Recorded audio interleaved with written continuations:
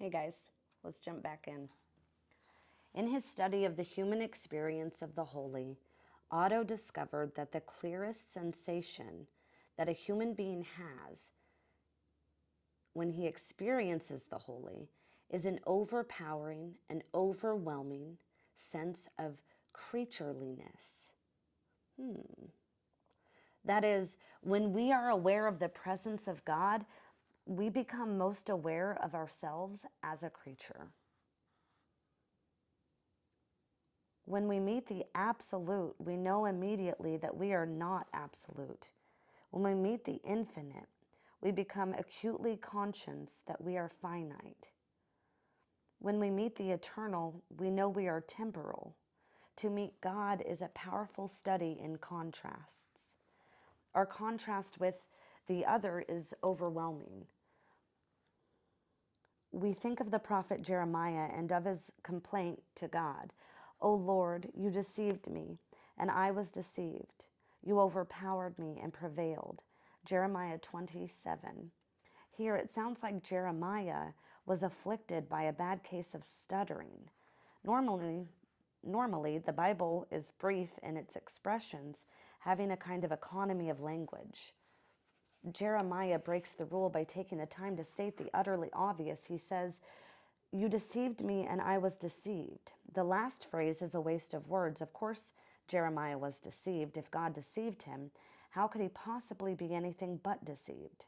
If God overpowered him, how could he be anything else but overwhelmed? But maybe Jeremiah just wanted to make sure that God understood him when he registered his complaint. Perhaps he was using the Hebrew method of repetition to indicate emphasis. Jeremiah was deceived and overpowered. He was feeling helpless and impotent before the absolute power of God. In this moment, Jeremiah was supremely aware of his own creatureliness. Being reminded that we are creatures is not always a pleasant thing. The words of Satan's original temptation are hard to erase from our minds. Ye shall be as gods, small g. This ghastly lie of Satan is one lie we would dearly love to let me say this. This ghastly lie of Satan is one lie we would dearly love to be able to believe. Ye shall be as gods. If we could be as gods, we would be immortal, infallible, irresistible. We would have a host of other powers that we presently do not and cannot possess. Death often frightens us. When we see another person die, we are reminded that we are also mortal, that someday death will come to us. It is a thought we try to push from our minds. We are uncomfortable when another's death rudely intrudes into our lives and reminds us of what we face at some unknown future date. Death reminds us that we are creatures. Yet as fearsome as death is, it is nothing compared with meeting a holy God. When we encounter him, the totality of our creatureliness breaks upon us and shatters the myth that we have believed about ourselves, that we are demigods, junior grade deities who will try to live forever. As mortal creatures, we are exposed to all sorts of fears. We are anxious people, given to phobias.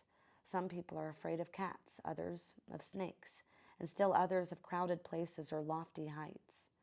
These phobias gnaw at us and disturb our inner peace. There is a special kind of phobia from which we all suffer. It is called xenophobia. Xenophobia is a fear and sometimes a hatred of strangers or foreigners, or of anything that is strange or foreign. God is the ultimate object of our xenophobia. Wow. He is the ultimate stranger. He is the ultimate foreigner. He is holy and we are not. We fear God because he is holy. Our fear is not the fear of the Lord the Bible enjoins. It is a servile fear, a fear born of dread. God is too great for us. He is too awesome. He makes difficult demands on us. He is the mysterious stranger who threatens our security. In his presence, we quake and tremble. Meeting him personally may be our greatest trauma.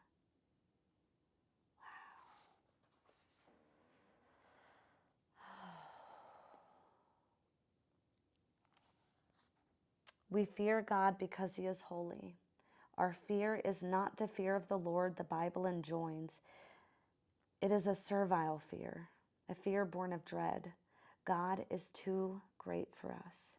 He is too awesome. He makes difficult demands on us. He is the mysterious stranger who threatens our security. In his presence, we quake and tremble. Meeting him personally may be our greatest trauma. Wow. Until next time.